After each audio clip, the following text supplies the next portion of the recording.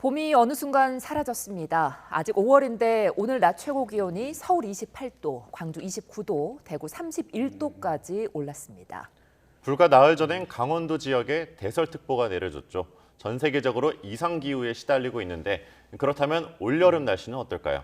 김승배 한국자연재난협회 본부장 모시고 이야기 들어보겠습니다. 안녕하십니까? 네, 요즘 갈수록 기후 위기를 체감하고 있습니다. 아까 말하는 것처럼 불과 나흘 전에 강원도 일부 지역에 대설특보가 내려졌는데요. 그랬다가 또 어제는 30도까지 강릉 기온을 치솟고 오늘은 6도 가까이 또 떨어졌어요. 같은 지역에서 왜 이렇게 격차가 큰 겁니까? 네, 그렇습니다. 특히 이제 강릉 지역, 우리나라 그 태백산맥 동쪽에 있는 강릉 지역의 날씨가 그렇게 급격한 날씨 변화를 통상 잘 나타나는데요. 지난번 5월 16일 날 그 향로봉에 이 5월 달에 13.6cm의 눈이 내렸거든요. 예. 저도 처음 그런 보는 건데 이렇게 그 기온이 그때 이제 그 비가 올 수 있는 그런 기상 조건이었는데 기온이 우리나라 상층으로 상당히 찬 공기가 내려오면서 그 눈이 내렸거든요. 그러다가 바람이 이제 서풍이 부니까 강릉이 30도까지 올라가는 그런 널뛰기 날씨 행보를 보였습니다. 예, 이런 널뛰기 날씨를 예측은 할 수 있는 겁니까? 그러니까 그런 어떤 기온 변화, 비가 오는데 남쪽은 비가 오지만 강원도 지역은 눈이 온다 이런 예보를 했거든요. 예. 그런 것들은 예측이 가능합니다. 네. 그러면 특히 대설주의보는 강원도 산지에 한정되긴 했지만 5월에 이렇게 많은 눈이 내린다는 건 되게 이례적인 일 같은데 좀 이유가 뭐라고 봐야겠습니까? 그러니까 이제 크게 보면은 이렇게 날씨가 우리나라뿐만이 아니라 전 지구적으로 날씨가 어디는 비가 많이 와서 문제가 되고 어디는 가뭄이 들어서 문제가 되고 지금 이런 현상이 전 지구적으로 나타나고 있거든요. 예. 국내적으로는 아까 말했듯이 눈이 오더니 금방 또 30도를 넘는 그런 기온이 나타나는 이런 현상이 나타나는데 우리가 기후 변화 속에서 나타나는 현상이 그런 어떤 이상한 그런 날씨 현상들의 발생 빈도가 많아지는 추세임에는 틀림이 없습니다. 예. 그렇게 강원도에 눈이 내리기도 했지만 또 그 반대로 바로 직전에 4월은 또 역대 가장 더운 4월로 기록이 그렇습니다. 됐거든요. 네. 이렇게 덥다가 춥다가 이런 날씨가 반복될까요? 그렇습니다. 그러니까 지난 4월에는 4월 기온으로는 가장 높은 최고 기온을 기록한 지역이 강원도에 있었거든요. 예. 정선 등. 자, 이렇게 원래 통상 4월을 보면은 이렇게 낮 기온이 푹푹 이제 여름으로 가기 전에 치솟는 그런 현상이 나타나는 게 4월 날씨이고 또 5월 날씨의 특징이기도 합니다. 전형적인 봄 날씨죠. 그러니까 낮에는 여름 못지않았다가 아침 저녁으로는 쌀쌀함이 있는 그런 이제 4월과 5월의 원래 날씨 특징인데 그 변화폭이 이제 좀 컸다는 게 역시 기후 변화의 한 형태일 거라고 이제 추정을 합니다. 그 세계 기상기구에 따르면 지난해가 이제 연도별로 보면 또 가장 더웠다고 하는데 그렇다면 사실 많은 분들이 궁금해하시는 건 올해가 좀 어떨 거냐. 올해 여름은 좀 날씨가 어떨 거라 보고 계십니까? 그렇습니다. 올 여름도 만만치 않게 더울 거라고 생각을 합니다. 큰 고도의 예측 기술이 아니래도 요즘 전 세계적으로 지구온난화로 그러니까 2023년도에 전 지구의 기온이 관측 사상 이래 가장 높았다는 얘기거든요. 예. 우리나라도 역시 중위도에 있는 우리나라 역시도 전 지구적인 기온 상승 속에서 우리나라의 기온 상승이 중위도에 있는 우리나라 상이 더 크거든요. 상승폭이 올 여름에도 그러니까 관측 이래 가장 높은 우리나라에서 가장 높았던 기온이 41도 홍천에서 나타난 2018년도 기온이거든요. 자, 그 기록을 깰 것인가, 이런 기록 깰 것인가는 예측이 어렵지만 전체적으로 올여름 6, 7, 8 여름 날씨 전체 지나고 나면 평균 기온이 분명히 관측 사상 가장 높은 여름이 될 거라고 저는 예측을 합니다. 예, 올해뿐만 아니라 앞으로 내년, 내후년 이렇게 계속 더 더워진다고 봐야 되는 거죠? 그렇습니다. 지구온난화의 그 추세는 그러니까 멈추지 않을 것이기 때문입니다. 지구온난화의 원인이 제공되고 있는 석탄과 석유를 많이 사용한 이 문제가 아직 해결이 안 됐거든요. 그래서 이산화탄소가 배출이 매년 늘어나는 추세에 있기 때문에 기온의 어떤 상승폭은 늘어나면 늘어났지 줄어들지 않을 것으로 봅니다. 지금 산업혁명 이전보다 최근 그 기온 상승이 1.45도 정도로 높아졌거든요. 그때보다. 예. 자, 이게 2도가 되고 이제 3도가 되고 이러면은 이제 지금 우리가 겪고 있는 것보다 더 큰 그런 이상 기상 현상들이 자주 또 더 크게 빈번하게 나타날 것으로 많은 과학자들이 예상을 하고 있습니다. 예. 각오를 단단히 해야겠군요, 이게. 그러니까 이제 지금 배출된 이산화탄소가 줄어드는데 한 100년, 200년 걸리거든요. 이미 방출된 게. 예. 그러면 지금 탄소 제로라고 해서 그 도전을 하고 있지만 그게 쉽지 않은 문제거든요. 그래서 기온 상승폭은 그렇게 줄어들지 않을 것으로 예상이 됩니다. 예. 자, 올해 그러니까 2030년까지 기온 상승폭을 1.5도 이하로 잡자 이렇게 선언을 했지만 벌써 올해 최근 1.45도 가량 높아졌으니까 산업혁명 이전보다 예. 그런 어떤 그 목표 기준치를 달성하기는 어려울 것으로 전망을 합니다. 예, 요즘 여름 되면 사실 우리나라 같지 않고 동남아 같다 이런 말들 네, 자주 하잖아요. 네. 이제 결국에는 아열대 기후로 바뀌게 되는 걸까요? 그렇습니다. 이제 그 온대 기후, 아열대 기후 구분하는 게 있는데 문제는 기온이 분명히 여름 기온이 높아지고 1년 전체 기온이 높아지는 건 분명한데 우리나라에 겨울에 얼음이 얼거든요. 예. 그래서 눈이 내리고 그렇기 때문에 완전히 아열대 기후로 바뀐다. 아열대 기후처럼 느껴지지만 예. 아열대 기후로 구분되지는 않을 것으로 봅니다. 얼음이 얼고 눈이 오는 그런 곳이기 때문에 그런데 이제 여름 날씨의 특징을 보면 비가 오는 형태나 그런 어떤 스콜 열대지방의 그 폭우처럼 그런 형태, 그 비가 내리는 형태나 기온의 추이가 아열대 기온 못지않게 여름 기온은 그렇습니다. 네. 예, 이런 기후 변화가 금사과, 금귤로 대표되는 과일값 고공행진과도 무관치 않은데요. 한국농촌경제연구원 박한울 과일과채 관측팀장을 전화로 연결해서 과일 가격 점검하고 가겠습니다. 팀장님 나와 계십니까? 네, 안녕하세요. 예, 안녕하십니까? 먼저 요즘 국내 과일값이 폭등한 이유부터 좀 짚어주시죠. 네, 현재 출하되고 있는 과일이라고 하면 사과배가 대표적인데요. 사과배 가격이 계속 상승하는 이유는 지난해 기상재해 여파로 생산량이 크게 감소했기 때문입니다. 농산물은 수요가 일정하기 때문에 공급량이 줄어들면 가격이 크게 오르는 비탄력적인 특성을 갖고 있으며 특히 사과배는 가을에 수확해서 저장하였다가 이듬해까지 연중 출하되는 저장과일이다 보니 생산량 감소로 가격이 높게 형성되고 나면 핵과일이 나오기 전까지는 계속해서 높은 가격 수준을 유지할 수밖에 없습니다. 그러면 생산량이 대체 얼마나 줄었냐라고 물어보실 수 있을 것 같은데요. 지난해 3월 이상고온이 지속되면서 꽃이 예년에 비해 일찍 피기 시작했습니다. 근데 이후에 갑자기 기온이 급격하게 떨어지면서 냉해를 입었고 또 엎친 데 덮친 격으로 여름철 잦은 강우와 우박으로 인해서 병까지 확산되면서 사과는 작년보다 30%가량 줄었고 배는 27%나 감소했습니다.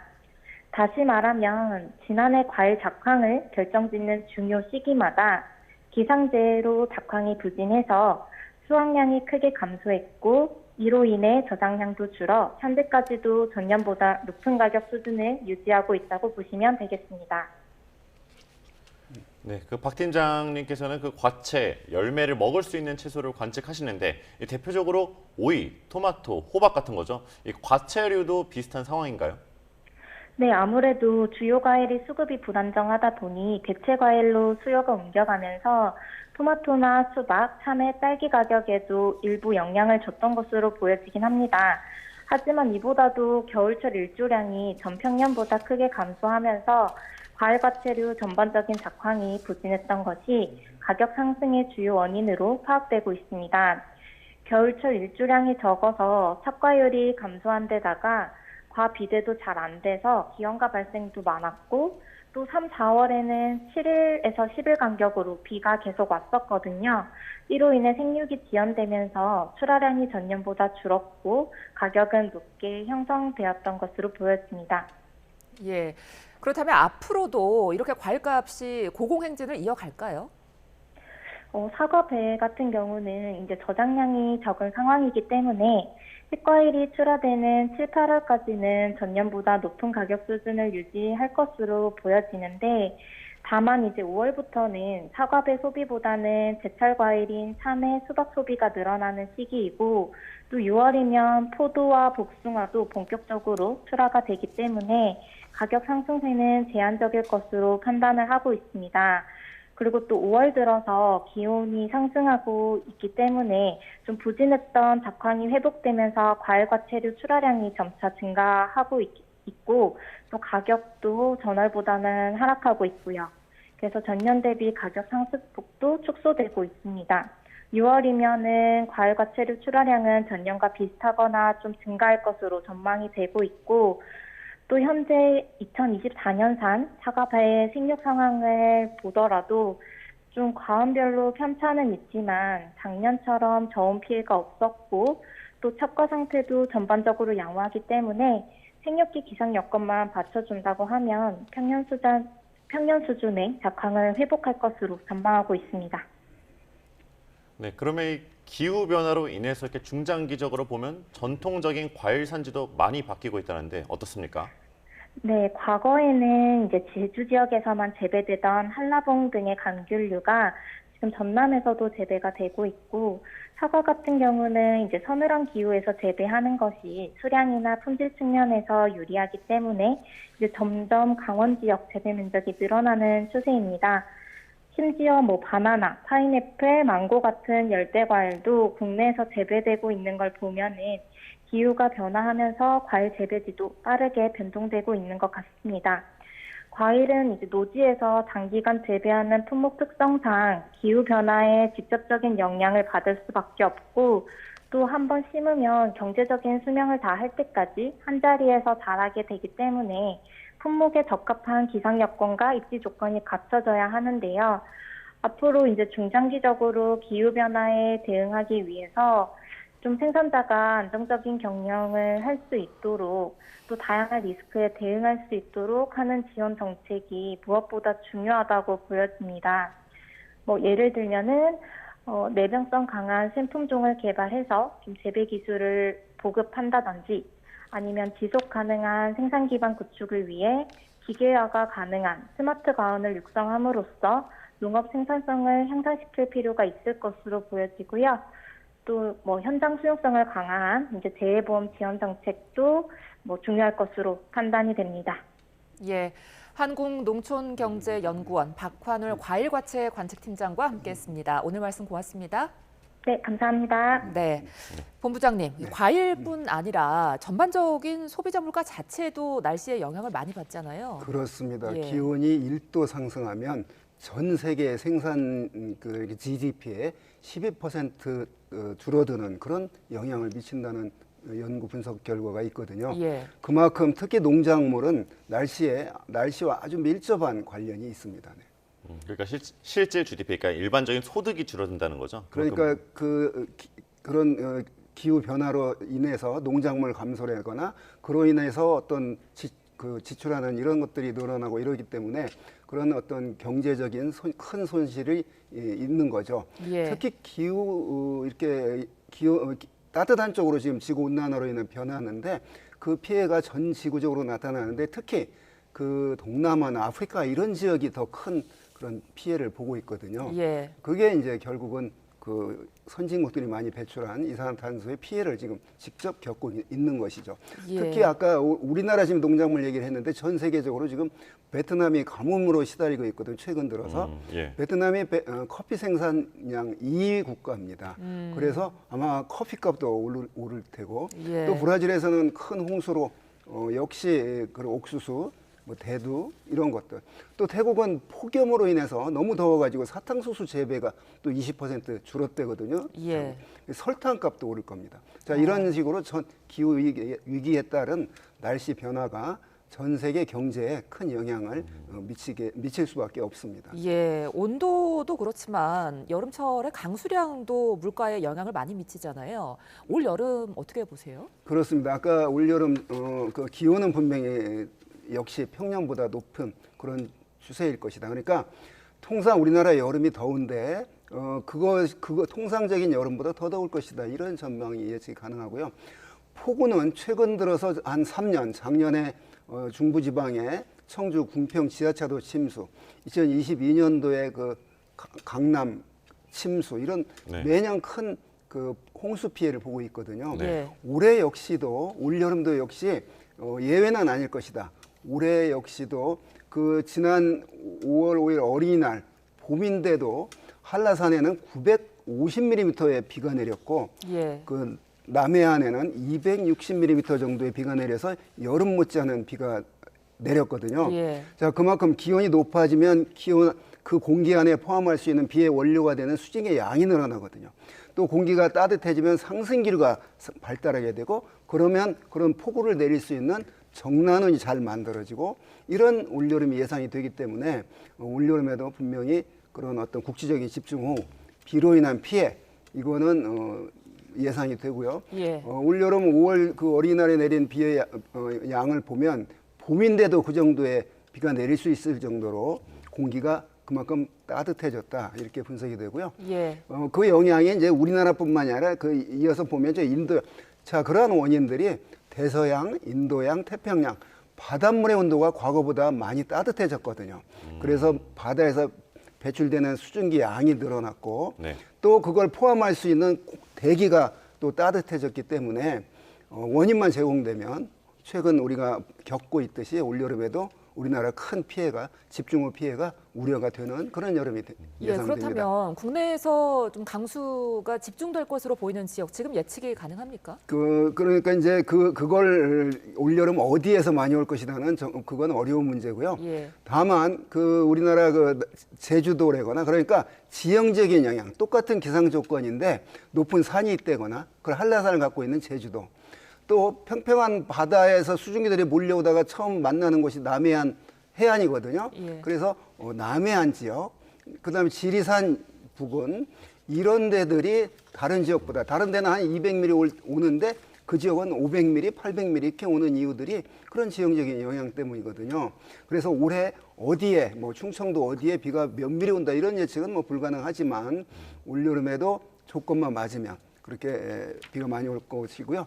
그다음에 아까 바닷물의 온도가 과거보다 따뜻해졌다고 그랬는데 그러면 예. 뭐가 우려가 되냐면 태풍이 강해집니다. 예. 태풍의 힘이 과거보다도 강한 태풍이 우리나라에 접근할 수가 있는 그런 여름이 예상이 됩니다. 그래서 우리나라에 비를 오는 원인을 보면 이제 봄철에 내리는 이런 온대 저기압 같은 거, 그 다음에 이제 장마가 시작되면 정체전선상에서 오는 비, 태풍에서 오는 비, 이런 비들이 올 여름에도 예상이 되고 과거보다 분명히 한번 쏟아부었다 그러면 한 시간에 지난 2022년도 서울의 141.5mm는 한 시간에 내릴 수 있는 양으로 최고였거든요, 서울에서.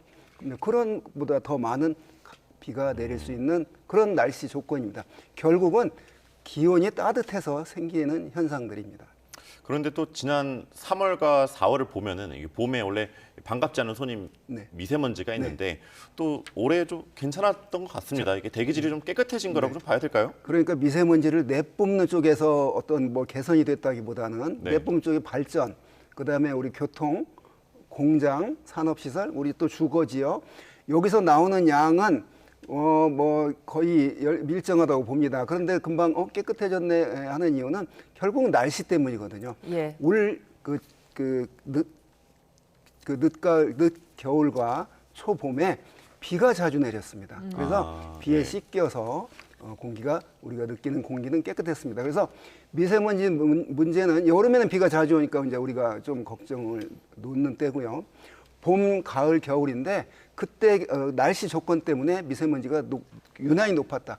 그때 이제 황사가 더해지면 이제 더 높고 중국 쪽에서 바람이 우리나라 쪽으로 오면 이제 더 높고 그렇습니다. 그래서 우리나라에서 배출된 미세먼지 영향은 일정하다고 전제를 하고 그런 어떤 날씨 전제 때문에 예. 어떤 때 유난히 높고 어떤 때는 조건인데 요 최근에 비가 자주 와서 깨끗한 그런 공기를 우리가 느낄 수 있습니다. 예, 뭐 미세먼지도 기후 위기도 다 이제 산업이 발전해 가면서 생기는 악영향인데요. 네.